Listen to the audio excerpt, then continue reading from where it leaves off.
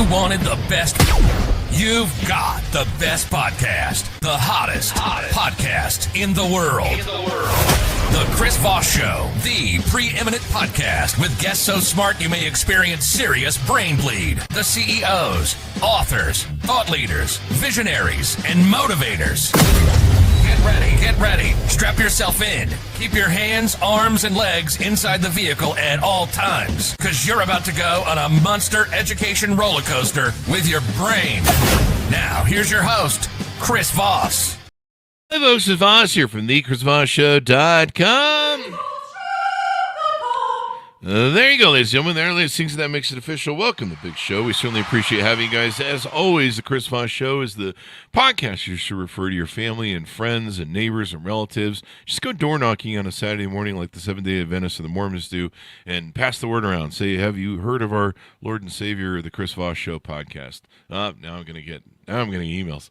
Anyway, guys, you know the drill. Go to goodreads.com/says Chris Voss. We have to beg on the show a little bit. You know what I mean? A little bit of groveling. Goodreads.com/says Chris Voss. LinkedIn.com/says Chris Voss. Chris Voss 1 on the TikTok and all those crazy places out there on the internet. There's one or two of them.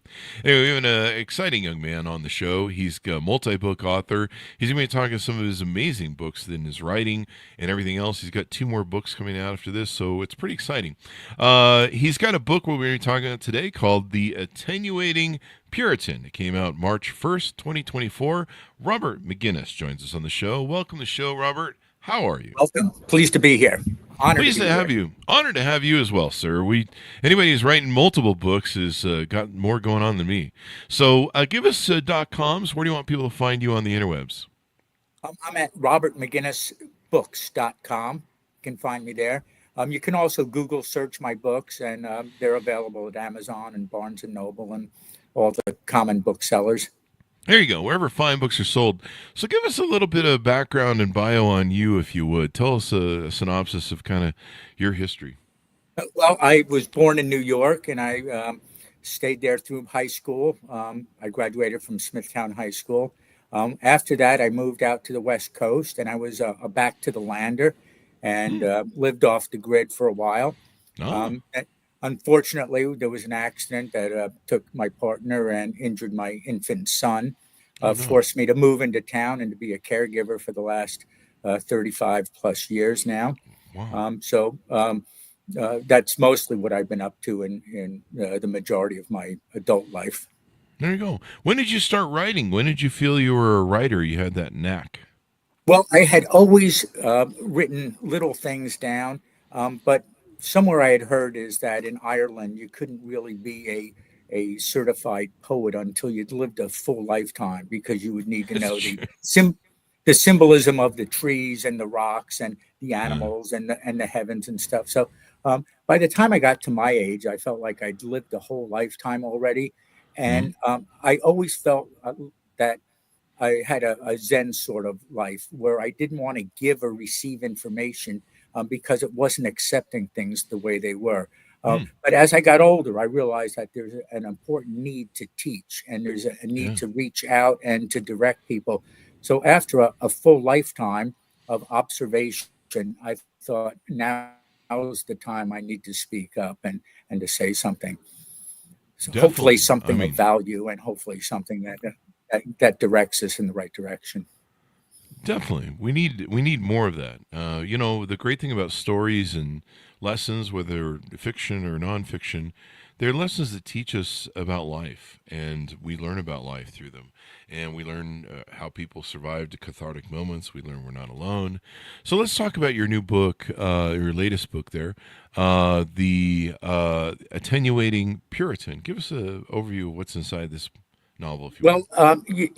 There's so many threads in there that it's going to be hard to encapsulate them all, but I'll give you the best I can. I really started this book out with a man that I believe was autistic, and we used to have 1 in 100,000 births that were on the spectrum. When I most recently read, it was down to 1 in every 36 live births they're on the the spectrum.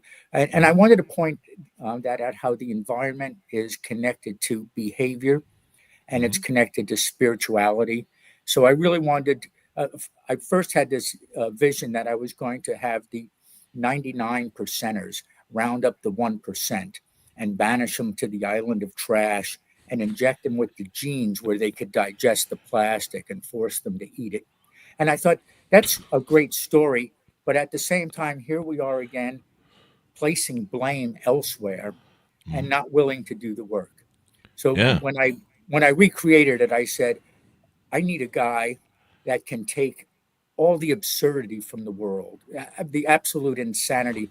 And I thought of instances where you could start out crying until you were done crying and you'd start laughing, and how absurd it is.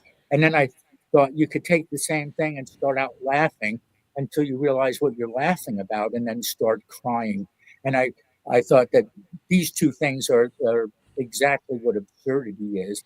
And it seems like we're living in this absurd world. So I have this young man that I want to say is autistic, and he was an altar boy, and he got it in his mind somehow that he was going to clean up the Garden of Eden, and he wasn't going to ask for help, and he was just going to take it on himself to clean the entire Garden of Eden. Oh, really? Including that discarded apple and that snake that's running around there? No, far past that. We're getting into. Okay. He's wearing this robe of repentance. And when he has a sinful thought, it starts pixelating, And on the back of it, there's the upside down face of Jesus, like the Shroud of Turin. And that I call the bloody anal stigmata that he got from attenuating so much emulsifiers. He developed colon cancer. Oh, wow. And he bleeds from his back, but he's always bleeding the face of Jesus. And people are questioning on that. Anyway, he starts out heading out west, and he's by the Love Canal, and he's foraging, and he's breaking out in sores because everything's toxic that he's at. Yeah. And he's praying for a sign. So he's looking at the water running off the road into the drainage ditch, and he sees a rainbow, and all of a sudden it dawns on him he's supposed to go to Flint, Michigan. That's where the water's really bad. And he's going to go over there, and he's going to attenuate as much of the tainted water as he can. And he hitchhikes over there, and he's realizing, I can't drink all the water, so I'm just going to save the Lord's people. So he starts breaking into churches with a McDonald's straw and drinking the water out of the stoops and out of the baptismal baths. And he's attenuating all these heavy metals that are in Flint. And he sleeps out under the power lines, and it's buzzing and zapping him. And he realizes that there's glyphosate in the communion hosts that are made out of wheat. And then he starts thinking of the absurdity of how much glyphosate's in the world and how ridiculous it is that he would try to attenuate it. But all of a sudden, he's looking into how to attenuate glyphosate, and he realizes that infrared saunas is the way to go, and sauerkraut juice is the way to go. So he orders a couple of large cases of unconsecrated communion hosts from Amazon, and he has them shipped to an Airbnb that has an infrared sauna in them. And these cases each have 48,000 communion hosts in them in littler boxes. And he books the room, and he goes there, and they don't hear from him for 4 days. They finally knock on his door, and he doesn't answer, so they let themselves in. And he's naked in the infrared sauna, plastered communion hosts all over him, and empty bottles of sauerkraut juice everywhere. And he's fast asleep in the sauna. And that's just a sampling of what this guy's going through to try to clean up the Garden of Eden. He ends up having liver failure. He's in homeless camps trying to attenuate alcohol and drugs and those sorts of things. Then they end up putting a camera on him and a microphone, and someone sets up a website, and if they can bait him into doing something stupid, they would give him cash incentives. So he's the only one that doesn't know he's on camera, and he's wandering around in his robe, and people are baiting him left and right, trying to get him to do ridiculous stuff. He ends up, they create a flash mob at one point, and he's overwhelmed. So After that, he gives a speech, which I call the Sermon on the Heap, because he's in a landfill standing on a pile of trash. And all of a sudden, they change from leper.com, which is where they were baiting him to do bad stuff, to Puritan.com, where it was looking for inspiration. And the crowd marveled that he was, they were treating him like he was God. Anyway, he ends up going to Colorado for a while, and he starts going from one Superfund site to another. And he's kicking up radioactive dust. He's going to old mine sites. He's at Leadville. He's at all these places. And he's thinking that if this is how we made America great, maybe we don't need to make America great again. This is, especially in Leadville, where he can't believe that there's a whole town inside a Superfund site. And he goes to the restaurant. The waitress is good looking. She has no blemishes. She's alert. She's clear-eyed. She looks like she's athletic. And he's like, what's the matter with these people? Don't they know they're in a Superfund site? They're meeting the bus where the kids are coming off. And he's like just boggled that nobody is alarmed. They're all living their normal life. And he's panicking. So he ends up sleeping that night out of town, and he starts thinking of the neurology of our country and how when you have a demyelinating disease, it affects your thinking, it affects your movements and your behavior, and one part of your body might not connect to the other part, so it's all disjointed. And he was thinking of that in politics, when one part of the government isn't talking to the other part, and how it's demyelinating, and how it gets concentric, for the different parts of it that should be working in harmony and in unison. It becomes selfish and not working as a whole. And when that happens, is then there's the floundering and the scrambling around, but you become focused on yourself and not about the everybody, So he has a problem with just thinking of the basic neurologic functions that happen, and how we could have this government running that is neurologically deficit. The other thing is that I wanted to point out is when we have the environment that's affecting behavior, like I said, 1 in 36 live births is now on the autistic spectrum. Another thing that breaks down is our spirituality. And that's an important thing. And I said, is when the Pilgrims landed in Massachusetts, the only thing we really conquered through them in their search for religious freedom was we conquered spirituality. And now, as we used fluoride and aluminum and calcified the pineal gland, it's almost impossible for most Americans to have any kind of real spiritual experience.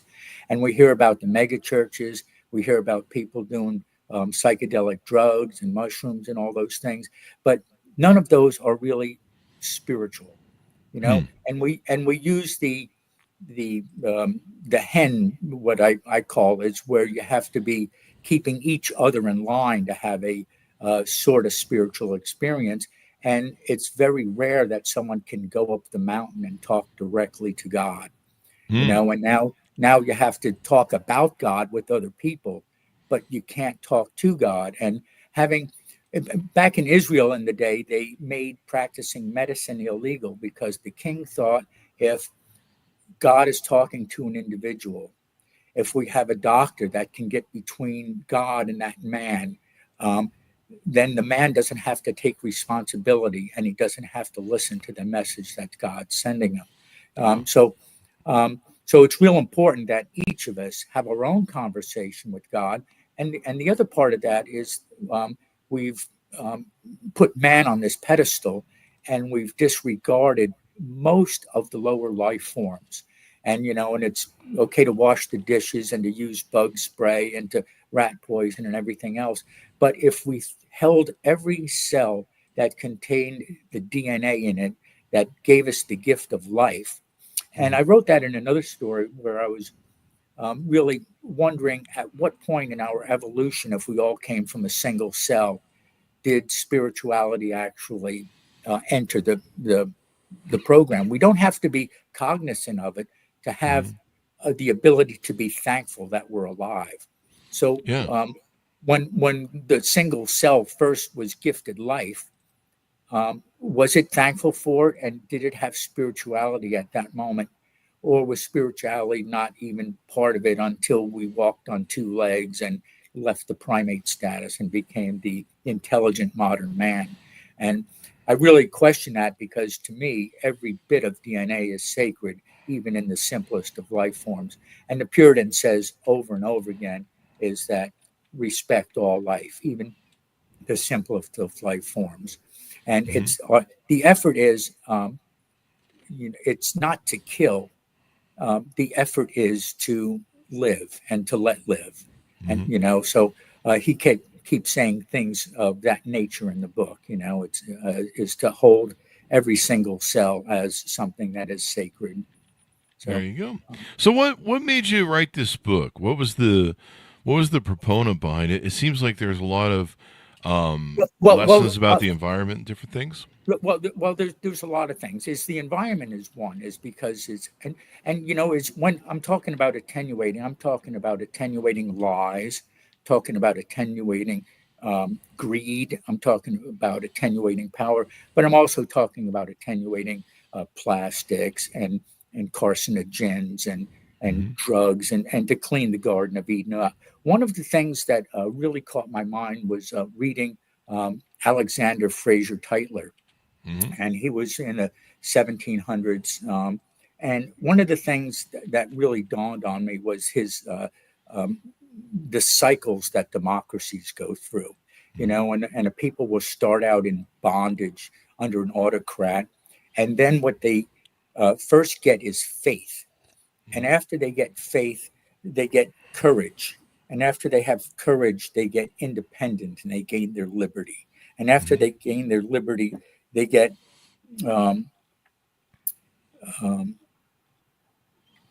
greedy, and after they get greedy, they get lazy, and after they're lazy, they get apathy, and then they're back into servitude and back into bondage.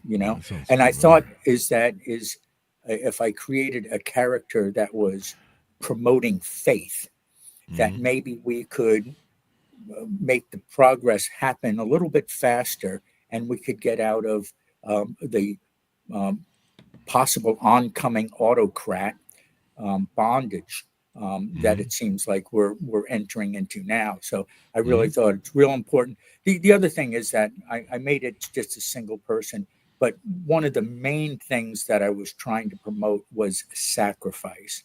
And it's something that we just don't hear much about anymore. And I really thought it was important for this guy to have enough faith where he'd be willing to sacrifice his health and even his life to make the Garden of Eden pure. And through his faith, he could sacrifice himself and then get whole again. And several times, he at one point, he needs a new liver, and he ends up fighting with the doctors because he won't stop attenuating and he can't get clean enough to get a new liver. But when he leaves, all of a sudden, he doesn't need a liver anymore. He has fertility issues. And at one point, he's not going to have any kids. And then later in the book, his young girlfriend's pregnant. So again, his faith and another thing that I always say, it's not what you do that guarantees a long life. It's what you don't do, and I think that not only the sacrifice, but learning patience and to fold your hands and not being reactive to everything is a very strong message and a very important message. There you because, go. Do we want to get a plug in for your other book, Drop Calls, a collection of short stories? Okay, well, I'd love to do that as well. And some of those stories are very dear to my heart. The first one is 5 G's over Walden Pond. And it's about a man that wants to go live a life more simply. And he goes up to Walden Pond and he makes a homeless camp. He's not even supposed to be there, so he's breaking the law. And he lays down at night and he sees satellites go by, planes going by. He can hear the traffic on the highway, and he's just wondering how he can live a life more simply. He doesn't take a cell phone with him, but it seems like cell phones are interrupting him in his daily life, Yeah. and not just because of the noise. It ends up another fiction story, but all the wildlife starts dying and the plants start drying up. All the fish jump out of a pond, and he finds out after working hard at it that the water doesn't have any biologic function anymore.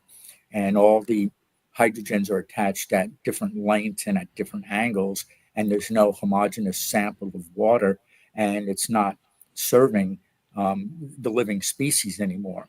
And he's going to end up, just when he's about to find out that it's the 5G network that is creating this, I call it dark water and crazy water, but it has the ability to create hydrocide, where one sample of that dark water can render all the surrounding water to have no biologic function. So anyway, that's one of the stories. The second story is might hit close to home. It's called The Dream Catchers of Lago Amar. And bear with me here for a minute.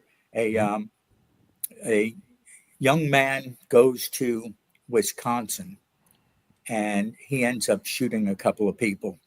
And I had read a lot of the frontiersmen of New York and Brandt, the story of Brandt. And I don't know, I got those books. One's written in 1838, so they're old books, people that had actually been in the Revolutionary War. The Frontiersman of New York was a little bit later, came out in about 1880. But it talks about King George and how during the Revolution they were taking scalps of people and walking them up to Canada and then getting them back to the king. And they'd pay $8 for a scalp, unless it was a military man. They pay up to $20 for an officer. So one parcel that was intercepted had about 1,600 scalps in it. Wow. 29 of them were infants, and this is one that was intercepted. Brandt and his fellow Indians claimed that they never fought women or children, and they believed that it was British soldiers that were scalping the women and the children. But still, at $8 a piece, that was a substantial amount of money. And of course, that's what the revolutionaries were doing. So anyway, in my story is a young man goes to Wisconsin, kills a couple people, and the powers that be are so proud of how he got rid of the revolutionaries. And then I'm quoting Mao saying that every revolution is a just war. Every counter-revolution is an unjust war. And that is because the natural cycle of things, after there's a power that's in place for a while, there has to be a reaction to it. And that's why the revolution is part of that natural process. The counter-revolution is not part of a natural process. So the young man is invited down to the resort, and he's like, I can't go empty-handed. I have to bring something of substantial value down here. I'll be rubbing elbows with the hobnobs, and I need to really put my best foot forward. So he scalps the two people that he kills, and he hangs their scalps on willow hoops, paints a circle around the circumference because they died at night, dots because they died by gunfire, and he put lines across them because they died defending the streets. Whether that's the real story or not, that's not up to us. This is a fiction story. Anyway, the Tsar is impressed with him, and he takes one scalp and hangs it in the east window with the hair facing in, and he takes the other one and the hair's facing out, and he puts it in the west window. And the one in the east with the hair facing him starts oscillating and starts transmitting the truth of the universe at laser speed, so much information that the Tsar has seizures and falls away from his desk. Wow. And he goes back in the room, and he can't look at that scalp anymore. So he's like looking at the other one, and this one's facing the other way.